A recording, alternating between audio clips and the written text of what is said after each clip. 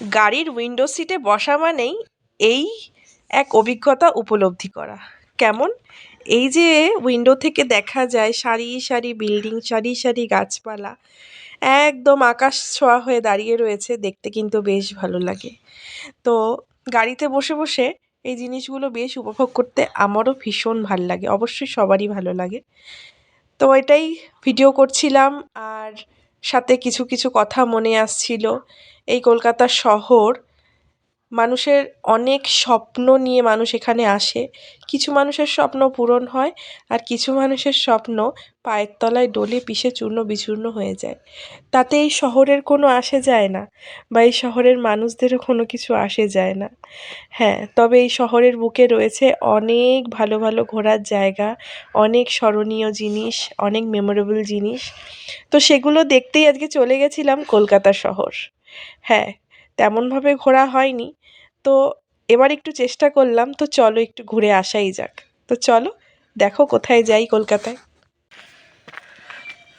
Good morning friends. ও good morning বলে দাও। সকাল সকাল রেডি হয়ে গেছি, কি কুয়াশা। এখন কটা বাজে বলো তো? 7:20 মতো বাজে। রেডি হয়ে গেছি, যাচ্ছি কোথায় বলো তো? যাচ্ছি হলো ঘুরতে কলকাতায়। তো কলকাতায় কোথায় ঘুরতে যাচ্ছি দেখতে গেলে ব্লগটা তোমাদের শেষ পর্যন্ত দেখতে হবে, আর অবশ্যই যেতে যেতে বলবো কোথায় যাচ্ছি। সো চলো, এখন থেকে তোমাদের সাথে নিয়ে ব্লগটা স্টার্ট করছি। অনিন্দিতা ডেলি ব্লগে তোমাদের অনেক অনেক স্বাগত, একটা নতুন ব্লগ স্টার্ট করছি। তো চলো, দেখতে থাকো। এত ভালোবাসি, হ্যাঁ আমি এত ভালোবাসি যা উইন্ডো সিট। হ্যাঁ হ্যাঁ, হুম। তো আমি তো চারপাশ বসবো, কি কুয়াশা, বসবোই না। রাস্তা একটা টোটোও পাওয়া যাচ্ছে না। উঠে পড়লাম ট্রেনে। সকাল সকাল উঠে রেডি হয়ে ট্রেনে উঠেছি। কত মানুষ কত জায়গায় যাচ্ছে, কেউ যাচ্ছে ঘুরতে, কেউ যাচ্ছে ডিউটিতে। তো যাই হোক, ট্রেন ছিল ভীষণ ভিড়। ট্রেনের ভিড় থেকে নেমে এলাম, নেমে শিয়ালদা স্টেশনে নামলাম। নেমে এখন এগিয়ে যাচ্ছি গন্তব্যস্থল। ওই যে বললাম কলকাতায় যাচ্ছি কোথায় ঘুরতে, তার জন্য অবশ্যই দেখো। আর হ্যাঁ, টাইটেল থাম্বনেল দেখে অবশ্যই তোমরা বুঝে গেছো এতক্ষণে। তো হাঁটা পথে যাওয়ার পরে উঠে পড়লাম বাসে। বাসেও বেশ ভিড় ছিল। আর এই যে অনেক সকালবেলা ওঠার কারণে অনেকটা ঘুম ঘুম পেয়ে যাচ্ছিল, ওর জন্য কিছুটা আমার কাঁধে ঘুমিয়ে নিচ্ছিল, জিরিয়েও নিচ্ছিল। তবে অনেক মানুষ দেখো দাঁড়িয়েই রয়েছে। সবাই যে সিট পাবে তার তো কোনো মানে নেই।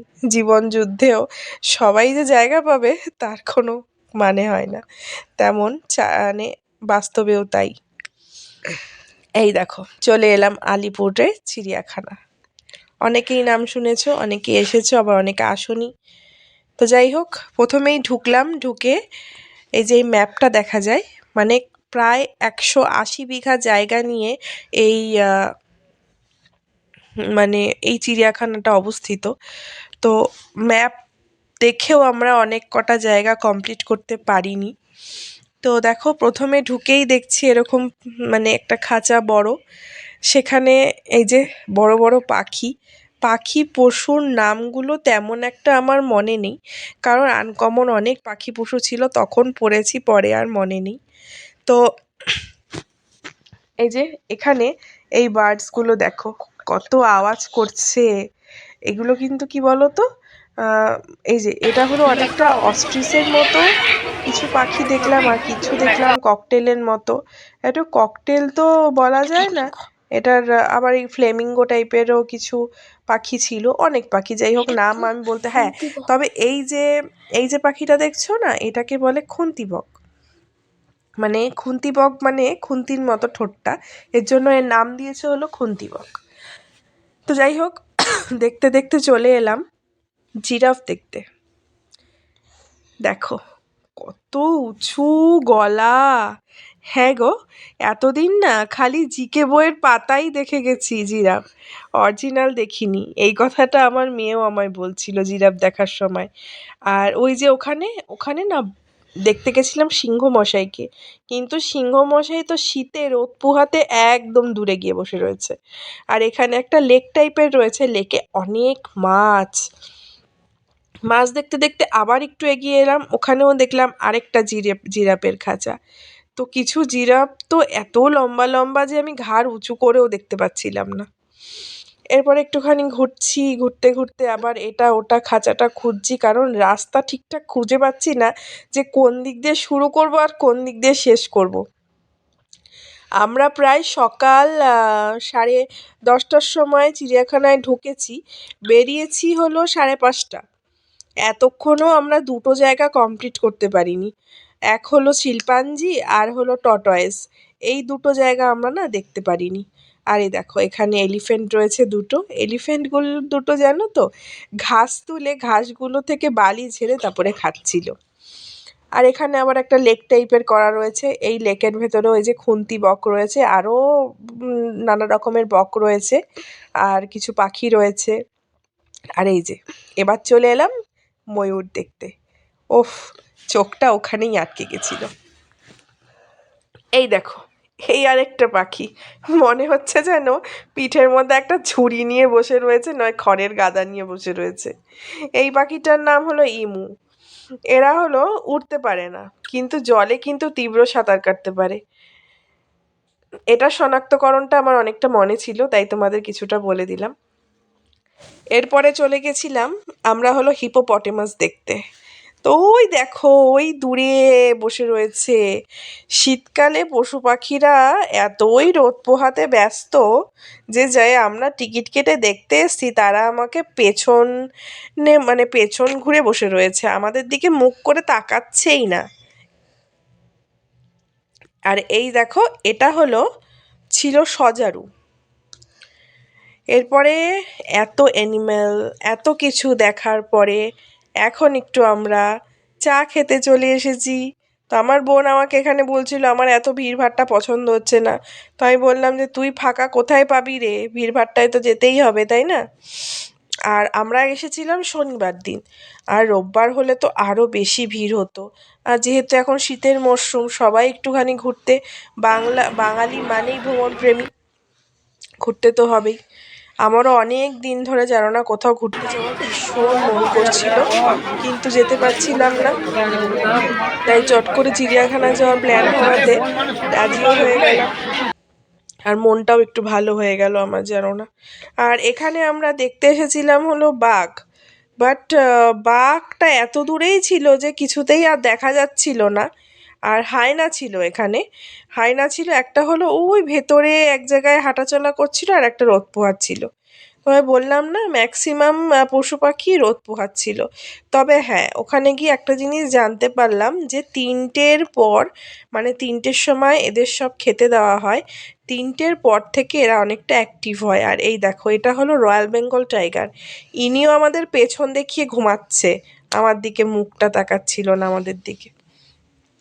হ্যাঁ, তবে জানো তো এরপরে আমরা যেখানে বাঘ দেখতে গেছিলাম, সবার রিকোয়েস্টে এখানকার এক লোক এসে এক বাঘকে ডেকে তুললো।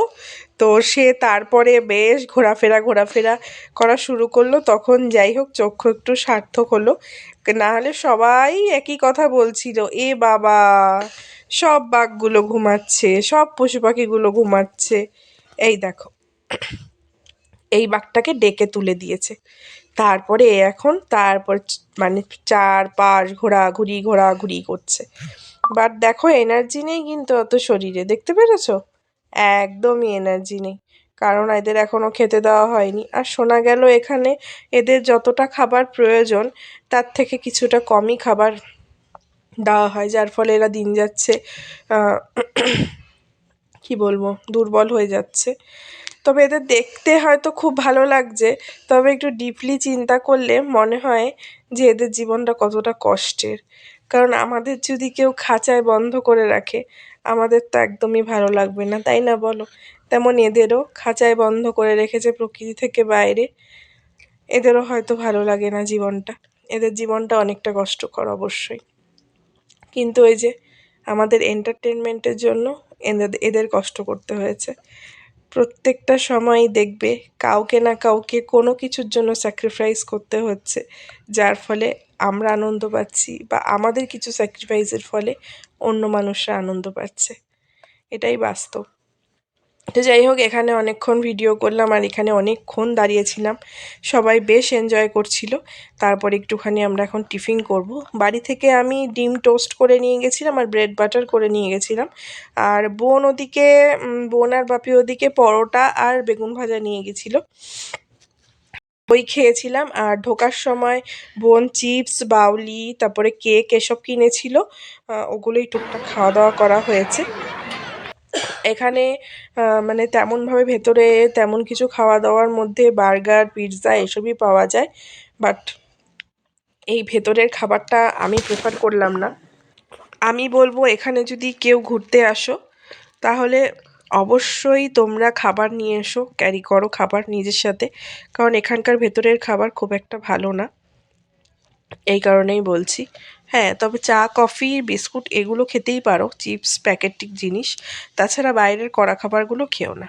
আর এই দেখো, এটা হলো গন্ডার, দেখে বুঝতেই পারছো একটাই গন্ডার ছিল। তো আমার মেয়ে বলছিল, মা এটা স্ট্যাচু, এটা গন্ডার না, রিয়েল না। এতটাই বয়স হয়ে গেছে যে ওখানে নড়ছিলই না, একদম স্টেভাবে দাঁড়িয়েছিল, স্টিল হয়ে।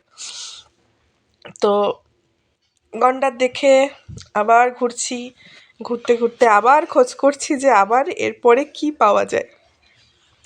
মানে একটার পর একটা দেখতে দেখতে না এতটা যে হাঁটছি মালুমই পাচ্ছি না, বিশ্বাস করো। মানে একটা নতুন জিনিস দেখার এত একটা উৎসাহ মানুষের মধ্যে থাকে যে ক্লান্তিটাকে ক্লান্তি মনেই হয় না, জানো তো। আমি কিন্তু খুব একটা হেঁটে অভ্যস্ত না, তাও দেখো আজকে যে এত হাঁটলাম কোনো গায়েই লাগলো না। আর এই দেখো, এখানে এত ভিড় কেন জানো? অজগর সাপ দেখার জন্য। কিন্তু কিন্তু কিন্তু দুর্ভাগ্যবশত অজগর সাপগুলো এতই ছোট ছোট ছিল যে খুব একটা ভালো করে দেখা যাচ্ছিল না। ক্যামেরায় তো তোমরা দেখতেই পারবে না, তবে হ্যাঁ, তিনটে সাপ দেখা গেছে। একটা জলে ছিল, আর একটা এই যে লম্বা কাঠটা দাঁড় করা আছে ওর পাশে গুটিয়ে বসেছিল, আর একটা ওই দূর থেকে আসছিল। তোমরা দেখতে পাচ্ছ কিনা জানি না, ওই দেখো একটা জিনিস এগিয়ে আসছে সমানে, ওটা। তো এই তিনটে লতাপাতা আমরা দেখতে পেরেছি, সরি, তিনটে সাপ আমরা দেখতে পেরেছি।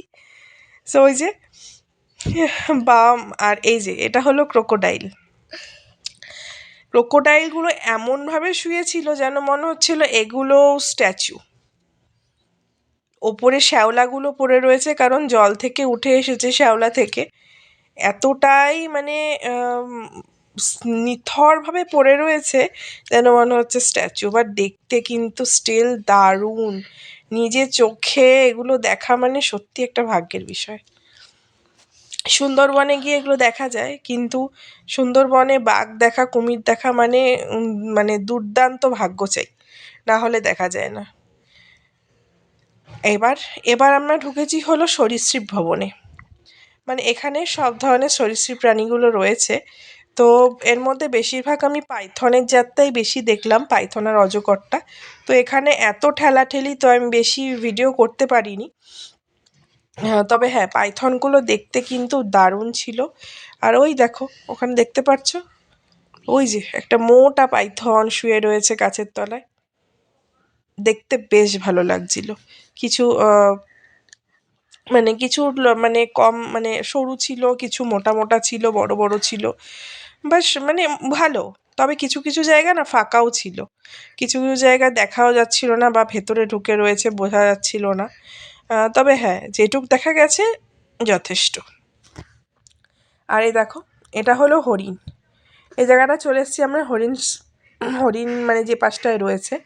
আর এই হরিণ দেখতে দেখতে না আমি আর বাবাই হারিয়ে গেছিলাম, কারণ আমার বোন আর ঘুরতে পারছিল না বলে ওখান থেকে ব্যাক করে গেছে, আর আমরা এগিয়েই গেছি এগিয়েই গেছি। তারপরে অনেকক্ষণ পর ফোন করার পরে ও বলছে, কী রে তুই কোথায়? আমি বলছি, আমি তো হরিণটা দেখে গিয়ে চলে এসেছি বাবাইকে দেখাতে দেখাতে। আর ও আবার ওই পাশটায় চলে গেছিলো, আবার সেই ঘুরে ঘুরে এসেছে। আসার পর তারপরে আমরা আবার একসাথে হলাম। তো যাই হোক, এরপরে বোন এলো, বোন আসার পরে আবার আমরা গেছিলাম। বোন বলছিল বাড়ি চলে যাবে। আর তোমাদের আরেকটা কথা বলি, আমার তোমরা ভেবো না যে বাঘ দেখে আমি ভয় পেয়ে গেছি, না না না তা না। আমার না মানে খাওয়া দাওয়ার পরে 103-এর ওপরে প্রায় জ্বর উঠে গেছিলো, আমি নিজের টেম্পারেচারে বুঝতে পারছিলাম, বাট সহ্য ক্ষমতা হয়তো খুবই বেশি, ওর জন্যই আমি এতটাই উৎসাহ ছিলাম এগুলো দেখার জন্য যে আমি কোনো মালুমই পাচ্ছিলাম না।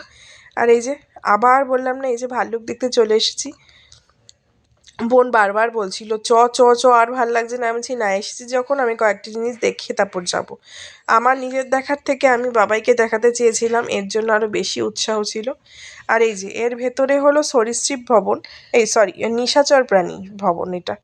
এখানে সব পুরোটা টোটাল অন্ধকার, আমি ফ্ল্যাশ লাইট জ্বালিয়ে দিয়েছিলাম তাই এতটা আলো লাগছিল, বাট ভেতরে তেমন কিছু দেখার মতো ছিল না। শুধু একটা প্যাঁচা ছিল আর আরেকটা কী প্রাণী ছিল আমার অতটা খেয়াল নেই। আর এটা হলো বাঘটা এখন খাওয়া দাওয়া করার পরে ঘোরাঘুরি করছিল, সেটা আবার আমি দেখতে চলে এসেছিলাম। আমি বললাম না, খালি আমি দেখেই যাচ্ছি, আমার এত ভালো লাগছিল নিজে চোখে দেখতে। শরীর যে খারাপ তার কোনো হুঁশই ছিল না। এবার চলে এসেছি জেব্রা দেখতে।